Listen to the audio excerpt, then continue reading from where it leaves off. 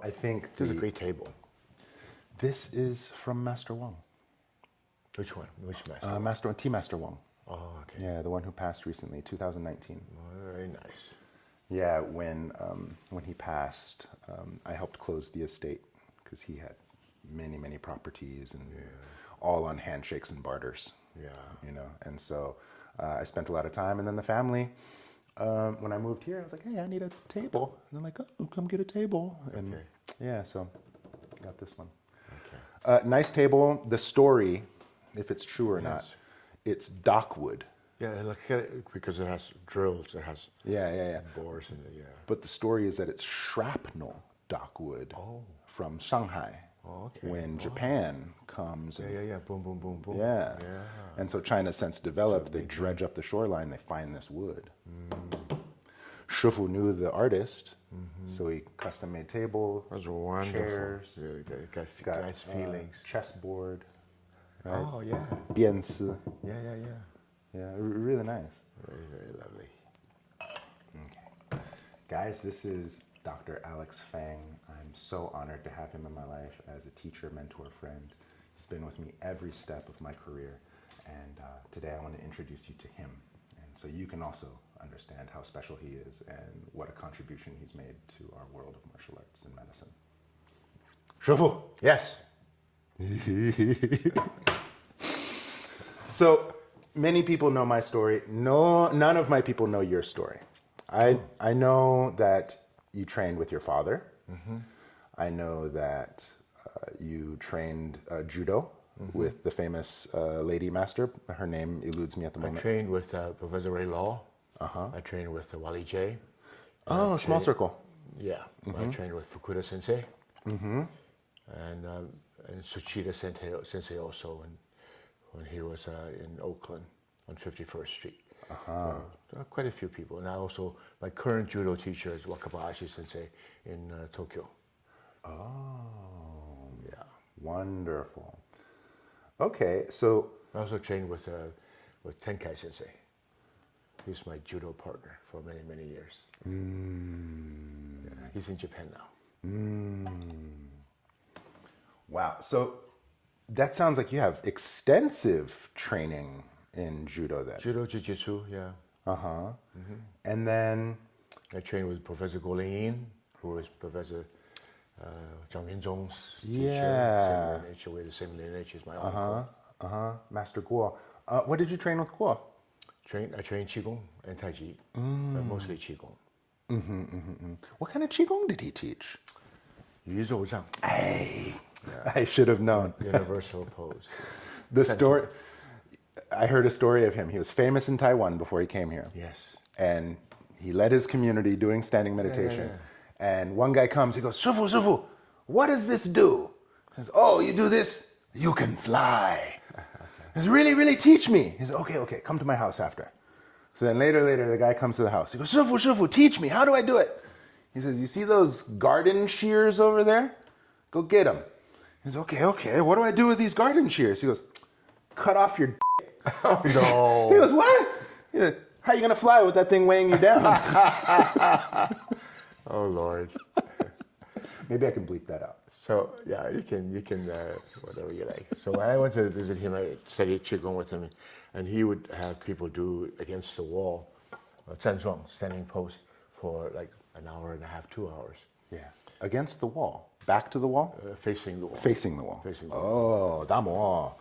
And so I asked the same question, what good is this, He says, just do it. You'll feel comfortable and relaxed.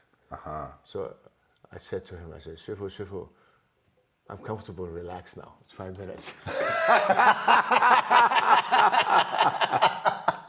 It's working. Yeah, it's working really well.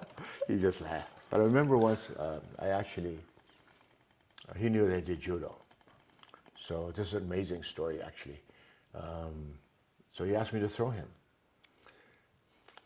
So I faked a backwards throw and threw him forward like a seonage. And he landed on the floor like this and bounced right up. I'm telling you, he was like a puff of air. He was probably in his late 60s already at that time. So he said, see? So I said, yeah. Wow. He's the real thing. Interesting. I had heard a story about him being challenged by a judo guy. Similar. First time he... Tried to throw me. And the guy tried to do just a hip throw. I don't know the names. And he just took one thumb. He pushed him in the back, yeah. Up his butt. Yeah. I don't know that story. But, Oh my goodness. Okay, so extensive training in judo, jiu-jitsu. Well, I started out in Shaolin, actually. Uh-huh. My father, I was in Taiwan. Yeah. And my father, I wanted to learn something, so he hired a teacher, and I learned some Shaolin. And the teacher that I had was more in theater, so I learned the theater style Shaolin. Okay. And then I studied judo after that. That's still great foundation. Yeah, it was good. Uh-huh. So I studied judo right after, when I was still in Taiwan. Yeah. Because I wanted to do something without hurting anybody. And my father said judo is probably the best thing. So I studied judo and I continued judo as I came here. Yeah. So were you born and raised in Taiwan? I was born in Guangzhou. Okay. My father's Hainan Dao. Uh-huh. But a general rule, Chinese culture is if you follow your father's birthplace. So my father's Hainan Dao, so people ask me, I'm also from Hainan Dao. But I'm actually born in Guangzhou. I was in Hainan Dao. My mother said Hainan Dao's medical made me not so safe, so I moved me to Guangzhou. I was born in Guangzhou. And in 1949, we went to Taiwan. My sister was born in Taiwan. She was authentic Taiwanese. Okay. Those are critical times. And then I didn't know till I was in my 30s, mid-30s, that I actually had a brother that stayed in China. So I met him later on. Yay. Very interesting story, yeah. Okay. Are you guys still in touch? Oh, yeah. Yeah. He's much older than I, yeah. My father was arranged marriage at age 14 before he went to Germany to study, where he met my mom. Yeah. Wow. It's usually the white guy gets the Asian woman. But your dad must have been a stud. I don't know. I think he was a scholar. That'll do it too. More than anything. Okay. All right. So Shaolin, then to judo, and then Guan. So then the Tai Chi and the Qigong. You did the Guangping. Guan for a while, yeah. It was not my style. Yeah. When did you pick up Chen? I picked up Chen with Professor Wang. Probably around, Professor Wang came with one of his students, did a demonstration with one of the acupuncturists. And I liked it. I knew right away something special, so I studied with him. That was a long time ago, probably 30 years ago, more than that. So I invited him to come back. And then after that, he would come back every year, and I would go to China. I would take some students to China. And I studied with him, Yang style, Chen style, Sun style. I also studied with his wife, Professor Zheng, Qigong, so 5 animal form and stuff. And is that the same 5 animal frolics that you share? Yes and no. Okay. There's so many different styles, so many interpretations. Yes. So, as you know, Qigong has so many ways of understanding. For example, you learn 6 zhijue, the 6 sound healing. But if you go to Canton, the pronunciation will be different than Beijing. So really, there was a Qigong teacher from Hawaii that came. He was a basketball player, very tall guy. He came to my center and we worked out for a while. So he's teaching me this and that. And one thing I learned, I was trying to prove myself to him, and he looked at me and says, "You know, Alex, I don't have anything to share with you. You're too much into yourself." But he taught me this chant. The chant goes as follows, a really neat chant. It goes, I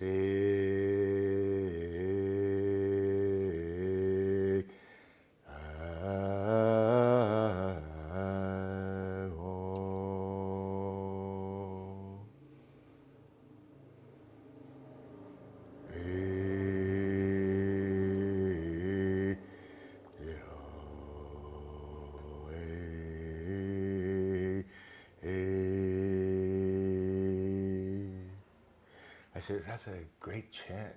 I'm like mesmerized. He laughed. He says, that's my phone number. So it broke the spell of many things. Can I tell you? I've told that story so many times. You know that one. I know that one. Even last time you were here with Rocky, I told that story.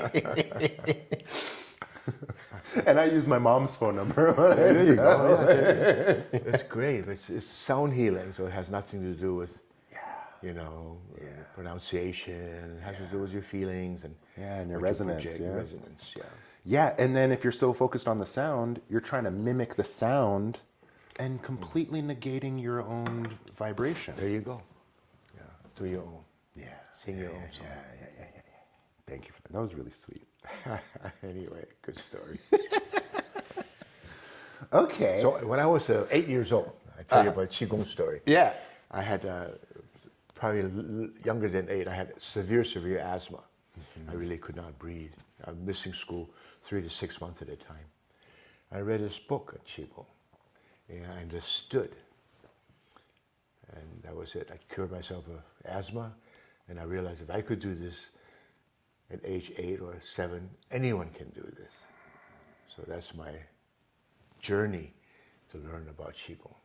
Wow. Starting at 8 years old. Even younger, yeah. Wow. It's about realization. Yeah. Once you realize what it's all about, and it's just natural. Nice tea, thank you. Of course, yeah. Master Wong. Sure. The conversation of training with your father and your dad had set up a teacher. Did you ever train directly with your dad? Oh yeah. Well, we're talking about 7 hours at a time at his feet. Okay. All the time. You ask one question and it's like, it goes forever. I'm curious because my son has been training. I started him at Shaolin at 2 years old. He did a year of Shaolin. He did 6 months of judo with Jonah. Oh, I know Jonah. And then Jonah moves to Texas after my son falls in love with him. Which is fine. Meant to be. Yeah, meant to be. But we just got my son now into jiu-jitsu. Jiu-Jitsu is good. It's all good. It is. And I especially love jiu-jitsu because it's whole body on the floor, rolling around, wrestling. And me, when I grew so big so fast, I was so clumsy. I didn't understand my body. And so I think by putting my son in a program like wrestling early on. Anything. Yeah. So at any rate, I'm bringing this up because I've seen mixed where martial art parents train their kids and then the kids turn out amazing. Martial art parents train their kids and the kids hate it and never do it again and stay away. And so My father was like this. He says, why you want to do this? First of all, I want to be safe. I want to protect myself. Most importantly, I don't want to get hurt. I don't want to hurt anybody else. He said, okay. So he took me to different masters. I went to herb stores where the guy took this metal bar and pound his head with a metal bar, and many other teachers. And that's why I ended up in the judo school in Taiwan. And I said, this is probably really doable for me. But I visited many teachers, and he says, pick what you like. He also introduced me to Professor Golan Ying. Hello. Hello.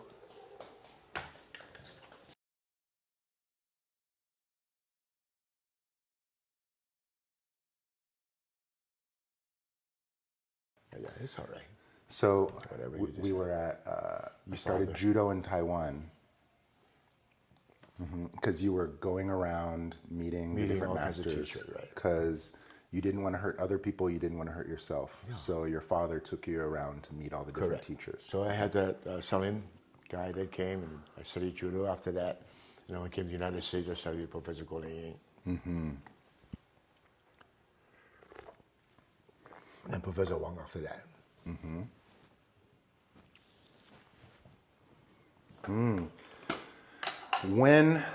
Well, I'm curious about the time training with your father because I would love to train my son. I just feel like I don't have the heart to push him. I think it's better if others do it. Yeah. My father was more of a presence. Anyway.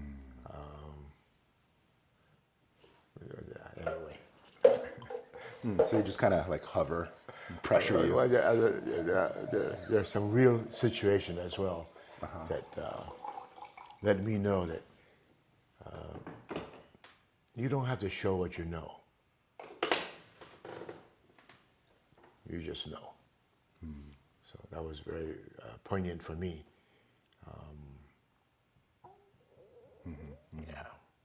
So don't show off.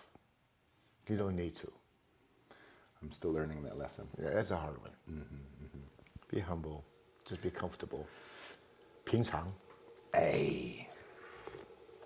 I'm going to have a little translator on the bottom. 平常. It's Ordinary. Just be ordinary. Just be casual.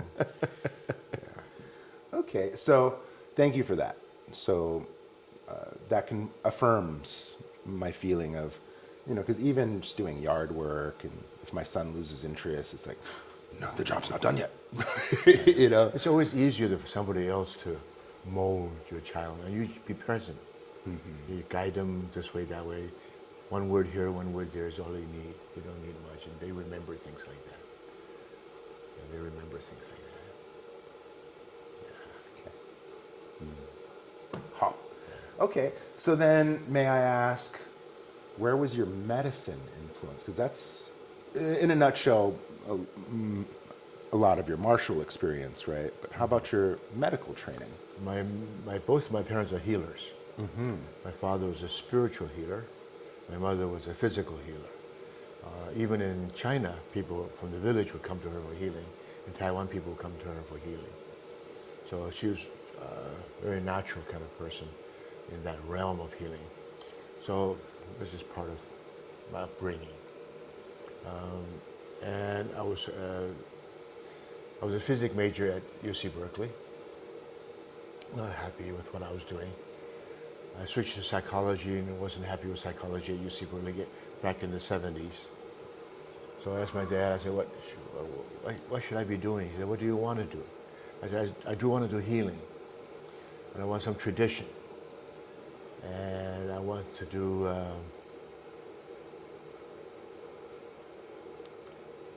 something that's connected to the ancient. So you took me to Professor Yang Rizhao, who was one of my mentor and teacher from Chinese medicine. So Professor Yang Rizhao was teaching a class, and there was an older man sitting over there reading the Neijing, internal classic. So my father says, why don't you go over and let him translate for you? I said, okay. I go over there, and he started translating Neijing for me. And at that time, I have not read Neijing. But I realized that I knew more than he did. I said, well, maybe this is what I should be doing. Maybe that's what I should be doing. So in judo, oftentimes people get hurt. Dislocated shoulder, dislocated knee, dislocated elbow. And I was able to just set them. Partly with training partly from the training from Professor Wei Law, because we learned Seifuku Jitsu, which is part of healing process. But I had this natural way of, never set a knee before. Next thing I know, I was setting a knee. Never set an elbow before. That thing I know, I was setting an elbow. So it's natural for me. So I said, well, maybe that's what I should be doing. So I studied with many people. At that time, it was illegal in California. Yeah. So one of my sister's classmate husband was a physician. He was actually one of the first physicians that went to China back in the 70s. His name is Dr. Tolbert Small. He's still in practice. So he came back and started doing in West Oakland acupuncture and started teaching. So I apprenticed with him as well, with Professor Yang, him. And another teacher that came along was also another physician. He's, I think, Russian, Dr. Slava Ellis. He was a psychiatrist, was interested in Chinese medicine. I'm bilingual, so I was able to translate the first text that was translated, that was put out in the United States, the essential of acupuncture. So we sat in the class and we had a couple of students, and we learned acupuncture. And because I was bilingual, when I became licensed, but when acupuncture started developing, all the head of departments from China would come and give lectures. And because I was bilingual, I was able to do spontaneous translation. So I had access to everybody who was anybody, blah, blah, blah, blah, blah, blah, blah. 70, I forgot what year, 70. So this is here in California at this point. Yeah. My father took me to Professor Yang's house, gave me introduction card. I went to Hong Kong and I met anybody who was anybody. I met people from Shanghai who were doing traditional acupuncture, or experimental acupuncture, electroacupuncture. I went traditional acupuncturists. I went herbalists who picked herbs from the mountains, and the whole story. So anyway, I met anybody who was anybody. So I had really a wide view of medicine, Chinese medicine. I also went to Japan because Professor Yang Hao was well known in China, Taiwan, and in Japan.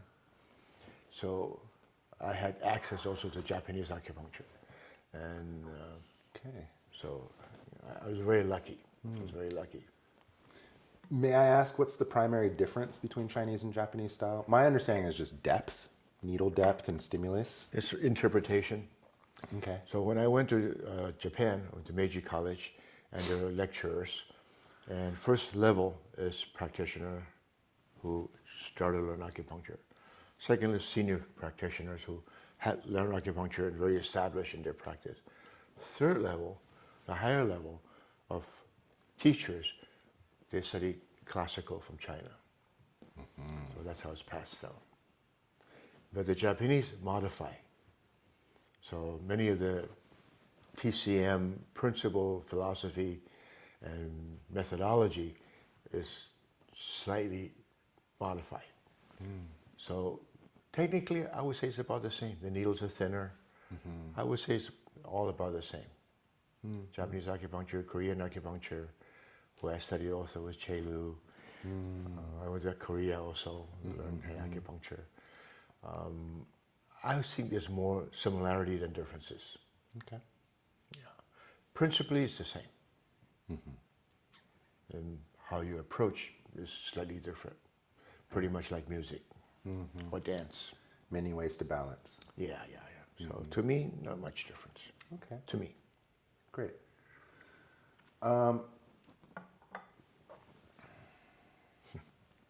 So then what was it like getting acupuncture started in California? Because I understand you to be a pioneer. Yeah, in my getting it number's recognized. below 300 in California.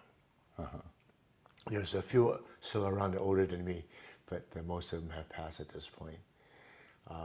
It was illegal, so I was very much involved with politics.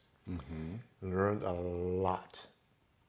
The union, Teamster Union, was supportive, which was really a big deal. And the guy who was supportive, representing the Teamster Union, was on crutches, could hardly walk. But that alone showed the effectiveness of acupuncture in the political arena. So, with Miriam Lee, with George Long, and all, we went to Sacramento and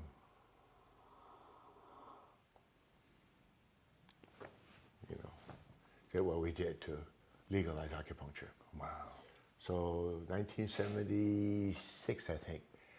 And then also Mosconi's family was getting acupuncture. I don't remember his mother or grandmother. So he started the whole bill, and Jerry Brown signed it into law in 1976. Okay. It became legal then. Yeah, still. All right. And now it's such an integral part of the California healthcare experience. Yes. And now I'm working with Dr. Amy Matecki. Yeah! She's really special too. I want to mention her because credit needs to go where it's due. She's a pioneer in East-West combined, integrative medicine. Yeah. She had a vision 20, 30 years ago that this should happen. She invited me to work at Elta Bates Cancer Center as an acupuncturist, as well as a Qigong teacher. So I worked there for 15 years before. The oncology department. Yeah. And now we're working at Sutter. And she not only works there as an integrative practice called Cornerstone, she also has students. So back in 15, almost, I would say probably almost 20 years ago, we worked at Highland Hospital. Because she was a physician there, she was a resident there. In fact, I met her when she was still just a resident. I was giving a lecture and I first met her. Yeah. And then we had like 8 or 9 practitioners practicing in Highland. Now we have a program teaching graduate students or undergraduate students, physicians, about integrative medicine, specifically acupuncture, in a hospital setting. So one of my students actually visited, had like in surgery, saw 5 cases of surgery. The other one saw 1 or 2 cases of surgery. So we do pulmonology, we do gastroenterology, we do rehab, we do cardiology, we do oncology, GYN. We have students now working at GYN and delivery. So she's brought acupuncture into the Western arena. And Sutter is starting a new resident program for Western practitioners, for physicians. Oh, great. And they're now actually going to be part of our program. Oh my goodness. Dr. Matecki. Yeah. Mama Matecki. Yes, yes. Big Brother Pioneer. Wayne. Yeah. My understanding of her is that she was trained in Chinese medicine, trained in Western medicine in China. She was trained in China, Came combined, here. came back, came here. Wasn't accepted. Her accreditation wasn't. Well, she went back and became a physician, and also studied Chinese medicine in Oakland School, Oakland Acupuncture School. Yeah. Wow, she's She and her husband both. quadruple qualified. Oh, she's very qualified. And did cancer with Dr. Gary Checki, who was head of oncology at Elta Bates for many years. So, All right. Yeah, shout out Amy. good maybe, mensch. Maybe I'll interview you next. Yeah, you should. Yeah. Okay. Well, So, thank you because I practice Chinese medicine. And, Right. You know, you've opened a lot of doors, and tell me about your journey. it is about you. I still have many questions for you, sir. But the gist of it is I started Acupressure Institute 2003, and I finished, at that time, it was just a 250-hour program. Right. It was nothing. Now it's 500, right? Yeah, and then so I did the 250, and then I got into a 500 with a specialization in Tui Na. And so when I finished that 750 hours, I was ready, suppose, right? And then so that's when Brian sent me to you. Brian O'Day, shout out teacher, and sent me to you. And I remember going to see you in clinic, and you said, okay, give me a session. Let's test you out. And I was so nervous. I was hot and sweaty, and I was leaking sweat on Sufu here. And I remember like doing like neck and head adjustments because you had this old judo injury, and you're like, oh, massage my neck. So I'm standing over you and just like dripping sweat on your face. And I felt so nervous. I was like, oh man, I'm certain to have ruined that. And you were like, no, you can come work in my clinic 2 days a week. This is how much you charge. This is how you engage your clients. Come on in. And you literally opened the doors wide open for me. Okay. You have potentials. Yeah. You have ways to go.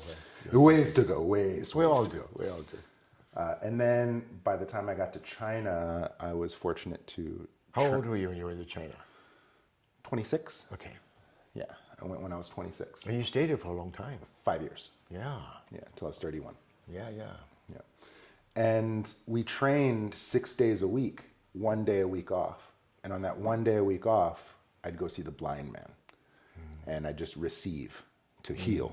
His training was so hard. And then it didn't take long for me to develop a relationship with the guy. And I had body work experience, so I'd ask intelligent questions. Next thing you know, I come to get a session, he lies down.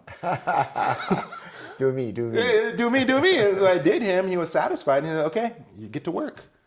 And then on Thursdays, it would be supposed to be my day off. No, go to clinic, work. Yeah. And, blind man, he can't see what I'm doing. So he'd sit there smoking. Deal. Yeah, I'd work head and shoulders. He would sit with one hand on their foot smoking a cigarette. Oh my God. And he'd say, wrong point. Oh my God. Right. What is this? So that was the training. And then I got a little bit of hands-on Tuina for injuries in Wudang. And if anybody hurt their shoulder, their knee, whatever, I was the guy. My shifu there taught me a little acupuncture. And the blind man also taught me acupuncture. And so that was my training. And then just experience. And your wife is an acupuncturist? My wife is acupuncturist. She started at ACTCM and then transferred to ACCHS in Oakland. Yeah, that's where she finished up. And then... So you two work well together? Yeah, she still sees clients from time to time. She's on a house mom trip right now, which is lovely that we can have that shared dynamic. But yeah, she's definitely the professional one. What do you see in your own future? How quickly this interview has changed. Went from an interview to a test. No, it's not a test. It's just another interview, that's all. Well, that's a great question. Thank you for asking me, because there was a time when all I wanted was a center, and that I just wanted to have a center, and now I have that, and so now I've kind of almost want to say the dream is done. Now I just want to be a good father. Okay. And then now this is just like a vehicle or a medium. Do you have students, apprentices? Oh yeah. Yeah, that's what I was. Yeah. Pass on what you have learned. You put in some time, so you know some stuff. Yeah. I have about 20 some odd disciples to varying degrees of seriousness. Yeah. A handful of them are really serious and have taken on disciples of their own. And how does one become your disciple? Well, Let me just share a story before you start. please. Do you have disciples? No. You don't have inheritor? No. So let me share the story with you how I'll come to that decision. I asked my Professor Wang the same question. Yeah. How does one become your disciple? He said, I take no disciples. But if you treat me as a teacher, then I'm your teacher. So anyway, now how do you become your disciple? Well, for me, I never wanted to teach. I just wanted to train. And then so when I left Wudang that first trip, it was you.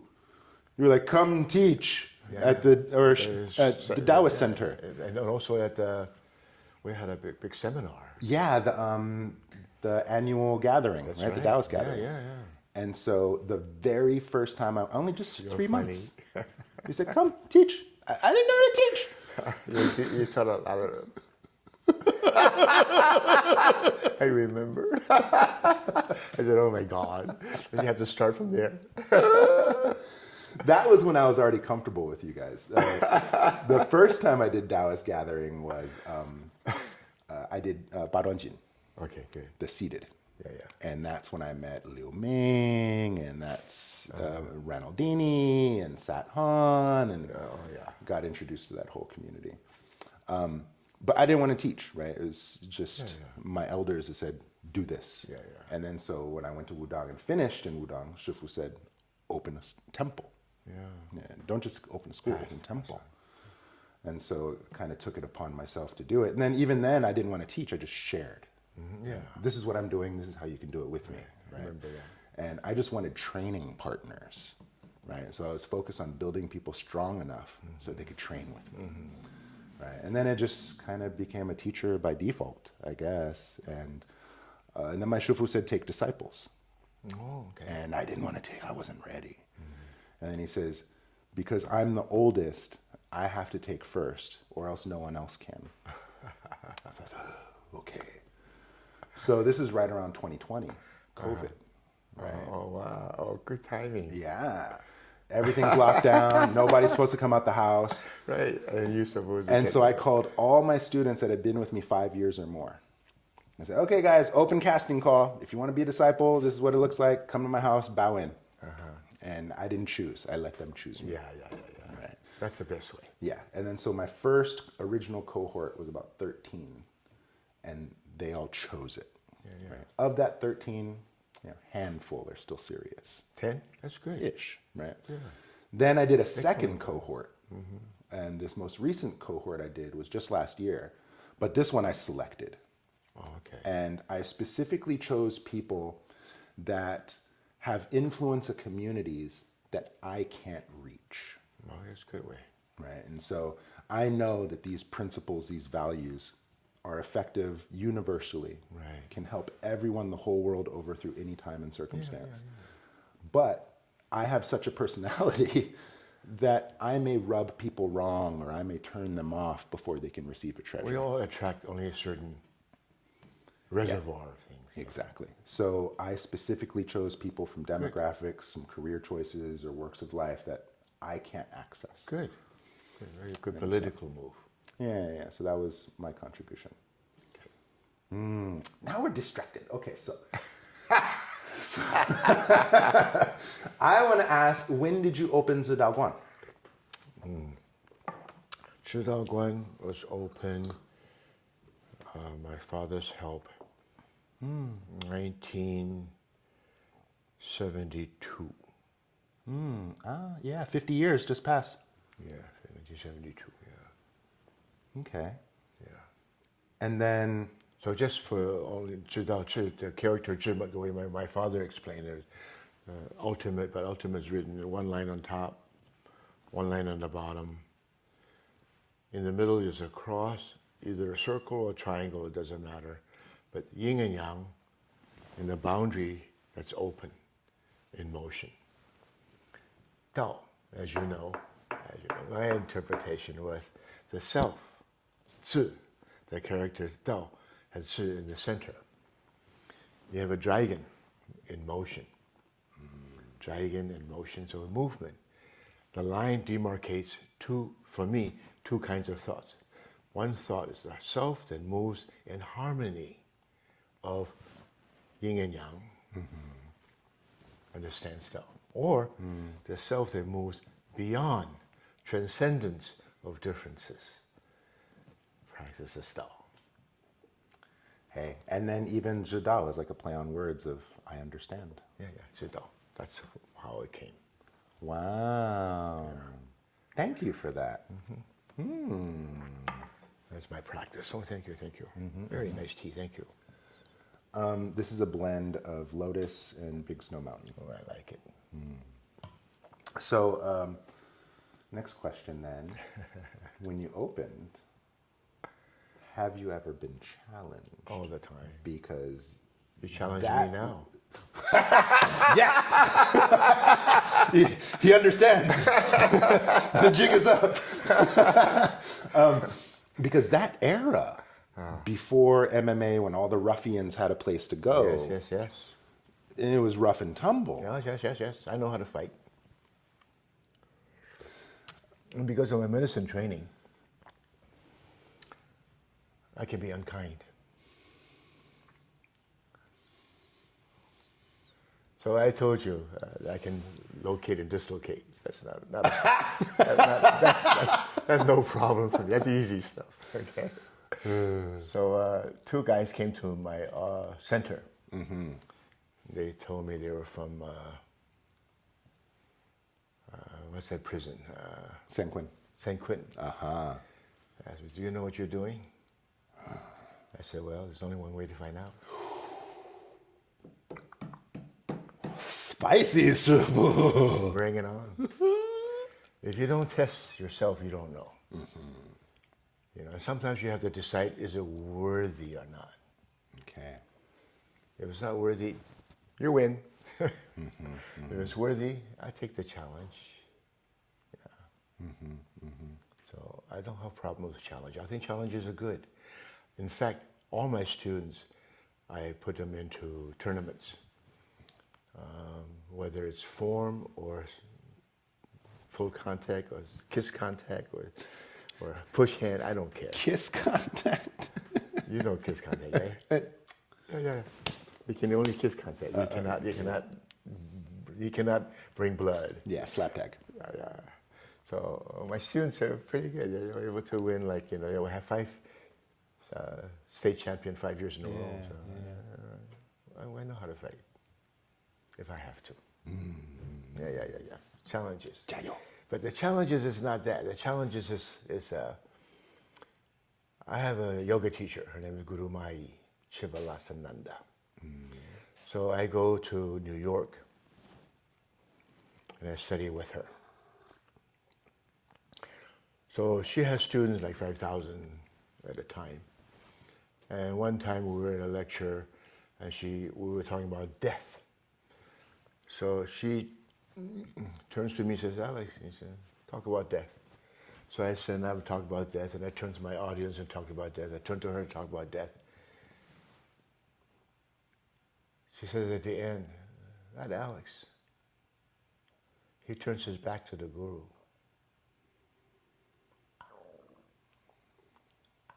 I'm doing it right now. In front of 5,000 people. So after that, some people will not sit with me at lunchtime. Oh my God. After that, many come to me and pat my back. You went through the fire.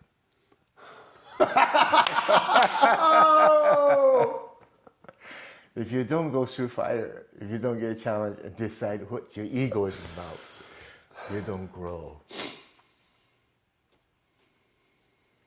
You don't grow. You're just stuck.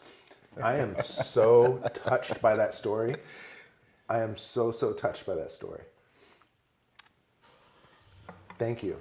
If you're a good teacher, it really helps. They will burn you in kindness and to see who are you? Who are you? In the midst of all this, yes and no, yet adulation, people who don't want to be with you, people criticize you, people because who are you? Your true self comes out. Yeah, I admire Guru Mai. That's through the Emeryville ashram. That same, same lineage. Same ashram. Okay. And let me share another story. Please. It's my spiritual journey. Thank you, because I wanted to get into that too. Martial medicine and spirit. Those are my 3 life. So I had a student who studied acupuncture, and she wasn't very good. He's so kind, isn't he? I'm real straightforward. I said, you don't belong here right now. Go study some more and come back. She came back in a year, and then she was okay. I said, I like that. So she said, well, my teacher's going to be in town. You want to come by? I said, okay, I'll come by and see your teacher. I like you. I went there, and outside of the ashram in Emeryville, thousands of people. I said, not for me. Just that moment, the door opened. She says, come on. Dr. Feng, come on. So I walked into the ashram, thousands of people. I said, no, this is not for me. The same moment, the hall door opened. Dr. Feng, you're being summoned inside. I went inside the hallway. There are usually 7 to 10 breaths of people moving down the line. I said, that's not for me. Just that moment, you're summoned. I walk in front of the teacher, Guru Mai. I said, well, I'll throw a test to her. and see how she can answer my question. If she passes my question, she's cool. So I said, Gurmai, I'm looking for a spiritual teacher. And she looked at me with martial art eyes. And she took a peacock feather and brushed my chest. That was it. I said, that's cool. I said, that's very cool. So I studied with her, and we were in a chant. The chant was Om. And in the chant, I fell into the Wuji space, which in meditation, in Taoism, you know, Wuji is common. So I thought to myself, how could an Indian lady bring me to this space of my own culture? I transcended culture. I transcended philosophy. I transcended practice. I said, this is my teacher. So that's my life. That's very special also, because for those of you that don't know this, in Chinese martial arts, if you have peacock feathers on your altar, it means you take all challenges and you lock the door. I don't know that. You don't know that? I just know she greets people. She's Indian, by the way. You're not Chinese. Even still. Even still. That's like the equivalent of being like one of those classic duels. You take off this gloves. Hey. Oh, what do you call that? That was hair. Horsetail. You know. What is it for us? To dust the world. Thank you for that other story too of turning your back to the guru, because my parallel story was I'm in Wudang, I'm disciple, I'm the guy there, right? And Mantak Chia, shout out Mantak, and who was that other guy? Michael Wynn. I know Michael Wynn. Okay, they had their 30-year Universal Tao celebration anniversary, right? They did a whole China tour, sacred site tour. Yeah. A leg of that tour was in Wudang. Oh, okay. They booked me to be their tour guide liaison, set up the hotel, set up the lead classes and everything. That's another story too, right? Yeah. And so here comes this huge tour group, Mantak Chia, Michael Wynn. They come off this beautiful chartered bus, right? My master, I arranged it so he can come and say hi to them. And here I make this grand introduction. I go, this is Master Mantak Chia, welcome. And this is my teacher, Master Yuan Shu Gang. My shifu turned his back, walked away. I didn't know why. I only found out later, 5 years later, in a video recording when he was being interviewed. I'm back home in California already. I watched this video, and my shifu tells that story about how his prized disciple disrespected him in front of guests because I addressed him by his full name and not by my shifu. Shifu, of course. And I didn't even know. What a lesson. Are you still a disciple? Yeah. Of course. And then so you get the fire. I didn't even know. And then the way he told that story, he was so mad. And then the audience that was receiving was like, oh. And then so I'm watching this like, oh, that was me. That was funny. Good lesson, huh? Teachers give you good lessons. Sometimes years later. Yeah. But, still, he loves me. I'd go see him. Of course. Otherwise, he wouldn't tell the story. Yeah. His thing is he just goes, he looks at me and he looks at his shoulder. Then he looks at me. And then I know, okay, yes, Shifu, yes. That sounds like a very cool guy. Oh. I never met him. Yeah. There's still time. Does he come to U.S.? He's come. Okay. Yeah, he's come. But now that he's established and he's got his center, it's a big deal to get him here. I'm not that wealthy. Oh, well. Not important. Yeah, better to go to him. It's the whole conversation. We go to the mountain. Mountain doesn't come here. You are the mountain.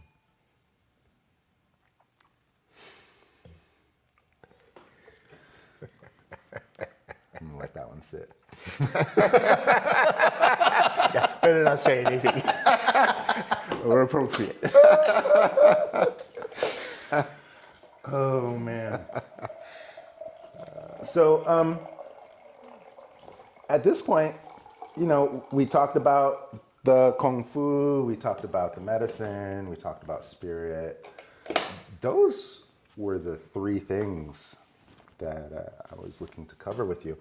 And if you recall, when you invited me to your 50th anniversary. Yes, you demonstrated beautifully. Well, Shifu invites me to his 50th anniversary. I had no idea that all the most amazing masters of this area of our era were there celebrating Shifu. And they were all demonstrating. And for whatever reason, you let me and Matt Lucas be the very last ones before the dancing and the partying. I don't know if you planned it or not. And then everyone had music, they had mats, they had whole setup. Me and Matt just go there, we had nothing. But they were great. And we just wanted to show the one move, right? Yeah, profound. But the story we told was your influence.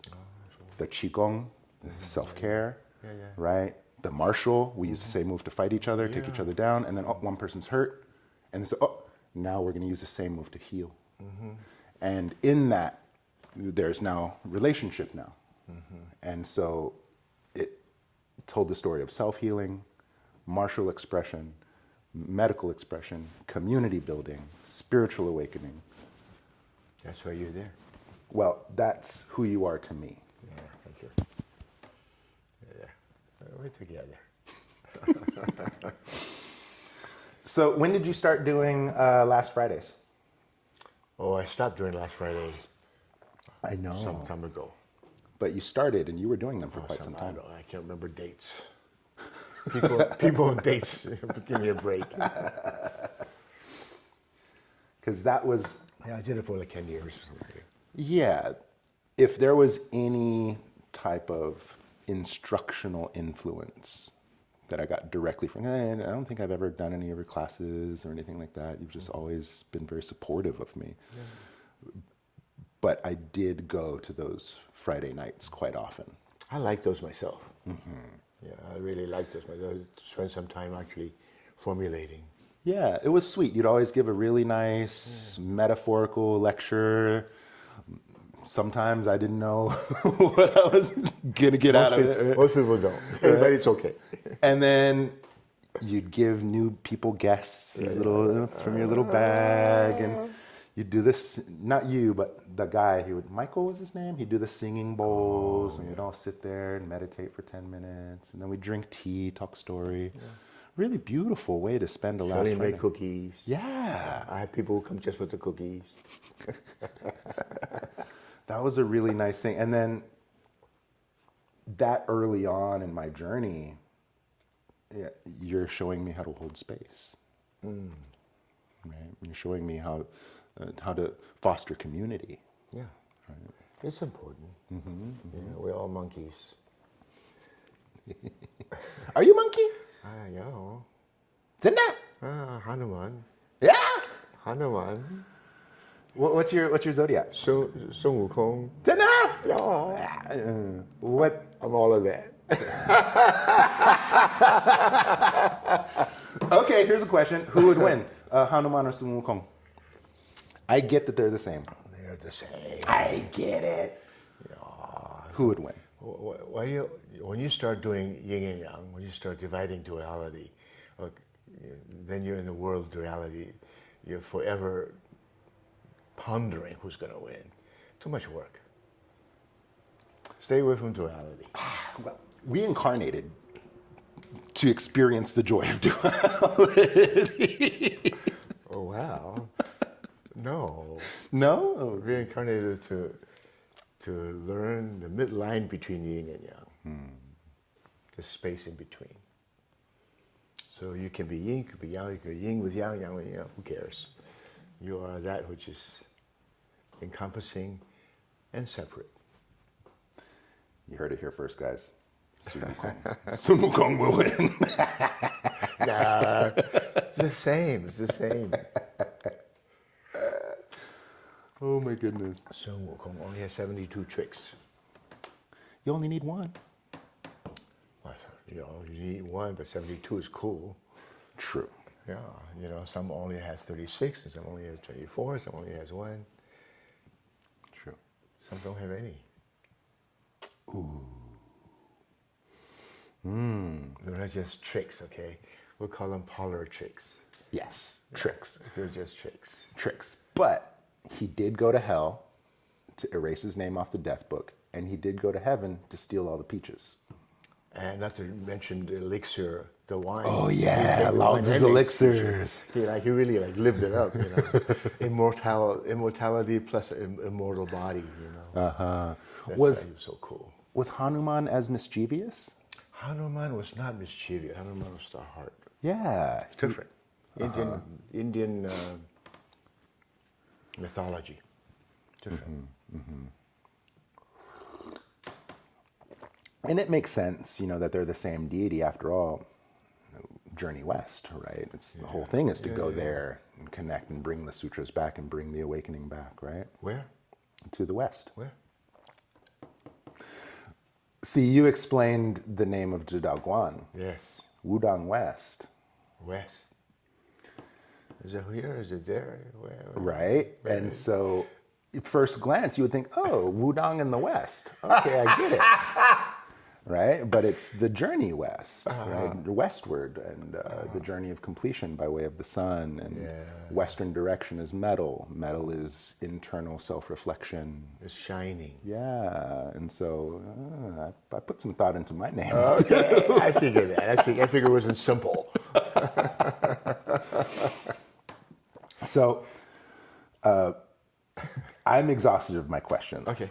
Done. But it's worth putting to record that when I first went to Wudang just for 3 months, Shifu invited me to come speak on my experience. That was the very first time I ever spoke as an instructor of sorts, right? And then when I finished my training in Wudang, or I wasn't even finished yet because I'd come home every fall to see my mom for her birthday and to earn more money to go back. And you would let me teach at your center, right? And then when I finally came back and settled, you literally gave me the keys and told me the password to your security system. Oh, I did not know that. So cool. And he never charged me a dime, and he told his students to come train with me. And you gave me my start. And then 2015, oh, we're not done yet. 2015, I opened my school, and you're there at my grand opening. Right, I was with Charlene. Yeah. We were there celebrating you and your wife. And there's got to be more. You're forgetting already? There's more, I'm sure of it. And then later, Chris over at Be Well Natural. Chris Pearson. Oh, Chris Pearson. Chris Pearson. Your nephew. Yeah. He invited me to teach out of his center, which is 3 blocks from you, right? What do I do before I go? Shifu, I've been invited to teach in your neighborhood. Do I have permission? What did I say? Of course. Of course. Yeah. I think similar to me, you always say yes. Usually. But there's still like the courtesy of asking. I think it's important. Yes, very, very true. You hear that, students? Because there was a time a couple of my students who went to Shifu's class, word got out that they were my students right there on the spot. You put them through the fire. I did, huh? At least that's how it came back to me. What did I do? Did you have permission first to come here? It's important to have permission. Call him now. Yeah. Yeah. Do not steal other people's students. It is. Yeah. For sure. I had to learn that the hard way too, because I never promoted, I never advertised, but I just trained every day at the lake. And then people would just come. Yeah. They're your students. And then there were a couple instances where I didn't ask, who's your teacher? What's your experience? How did you find me? And then I just let people come because I was very open-hearted. Right. And I didn't see myself as teacher so much anyway. Well, they came. But they came, and then their classmates would come. Next thing you know, I'm stealing students. Well, that's what they say. Right? And then I get challenged. Yeah. Right? Happens. Yeah. Who would challenge you? Well. I wouldn't challenge you. You're a big guy.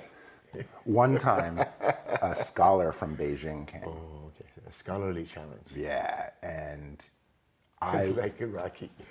yeah, exactly.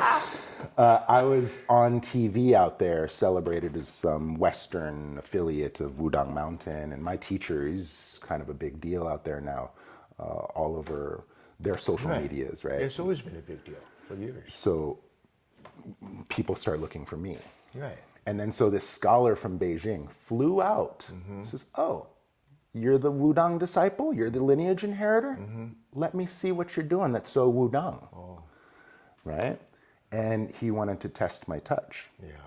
Oh. Stood up, got in my face. Oh. I said, oh. He's a scholar? Yeah. Oh. Yeah. And then so I said, oh, you think I want to fight you? Huh? And he goes, What? Yeah. A scholar? Yeah. Martial scholar. That's different. Right? And so I was like, oh, you think I teach self-defense? I was like, look at all my students. I show them health defense. None of them get into fight. Many of them never been in a fight in their life. But all of them are fighting cancer, heart disease, diabetes, either personally or in their family, either directly or indirectly. And I'm far more concerned about them winning those challenges. Right? Oh. And then the guy goes, oh, 你真是一个武当弟子. Good answer. Good answer. So yeah. That was challenge. Well, It's nice to have challenges. yeah. It's nice to ask questions. See, my students learn to teach because when you're teaching, people ask you a question, you have to be able to find the answer one way or the other. So it's a good practice, it's a good training. And that's in effect a challenge of sorts. See what? That's in effect a challenge. Yeah. Yeah. Huh. It's good to have challenges. Good to have. It's good to be rubbed. Yeah. How else are you gonna be smooth? Yeah. There you go. You asked me what's next. What's next for you, Shifu? What's next for me?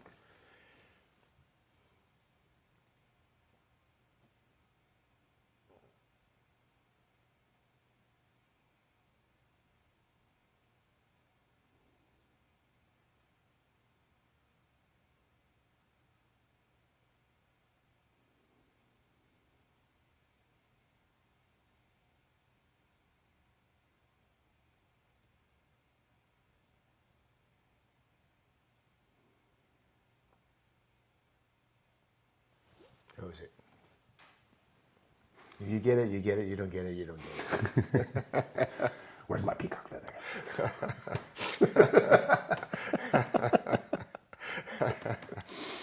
That's it. There's nothing else. Well, I suppose another question for me then. I think the last question. Yeah, a nice wrap-up question is, how can I support you? You're doing it. And add value. You're doing it. You're doing it. Yeah, you're adding value to me right now. No, you're doing it. Don't go add to me. The only one who goes to the guru. You're still young. It's okay. Just say yes. Yes. Yeah, that's all you need to do. Thank you. Shifu, you're like a father to me. Thank you. Thank you. And thank you all Whoever gets to watch this. I hope you enjoy. Just enjoy. Thank you. Voila.